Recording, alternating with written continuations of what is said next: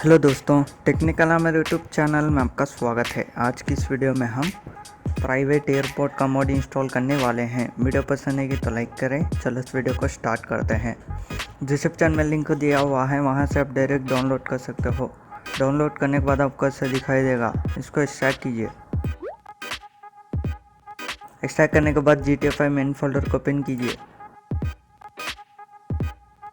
तो दोस्तों, इस मोड को इंस्टॉल करने के लिए आपको मेन्यू ट्रेनर की ज़रूरत होगी। उसका इंस्टॉलेशन का वीडियो आपको डिस्क्रिप्शन में मिल जाएगा। मेन्यू ट्रेनर को इंस्टॉल कर दीजिए।